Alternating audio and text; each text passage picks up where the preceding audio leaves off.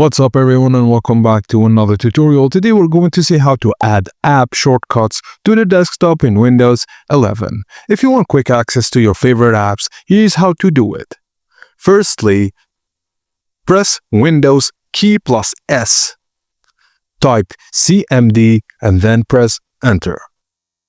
In command prompt, type the following command, which is Explorer space shell apps folder. This will open the applications folder containing all installed apps. Now you need to find the app you want to create shortcut for.